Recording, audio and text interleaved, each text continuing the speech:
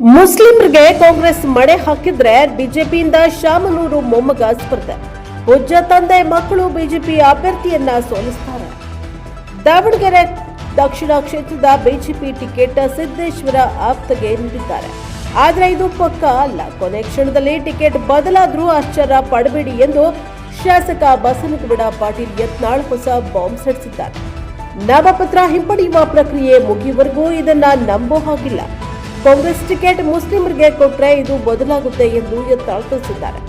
ಶಾಮನೂರು ಶಿವಶಂಕರಪ್ಪ ಅವರ ಕುಟುಂಬಕ್ಕೆ BJP ticket ಸಿಗುತ್ತೆ.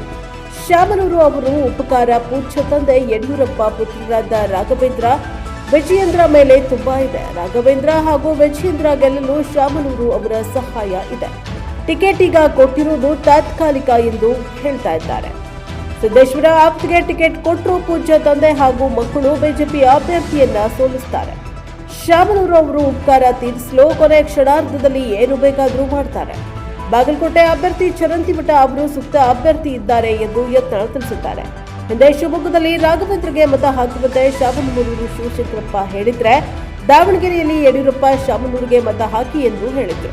ಒಂದೊಮ್ಮೆ ದಾವಣಗೆರೆಯಲ್ಲಿ ಮುಸ್ಲಿಂ ಅಭ್ಯರ್ಥಿಗೆ ಕಾಂಗ್ರೆಸ್ ಟಿಕೆಟ್ ನೀಡಿದ್ರೆ ಹಾಲಿ ಬಿಜೆಪಿ ಅಭ್ಯರ್ಥಿಯಿಂದ ಟಿಕೆಟ್ ಹಿಂಪಡೆದು ಶಾಮನೂರು ಮಲ್ಲಿಕಾರ್ಜುನ ಅವರ ಪುತ್ರನಿಗೆ ನೀಡಿದ್ರು ಆಶ್ಚರ್ಯವಿಲ್ಲ ಎಂದು ಯತ್ನಾಳ್ ಸ್ಫೋಟಕ ಹೇಳಿಕೆಯನ್ನ ನೀಡಿದ್ದಾರೆ.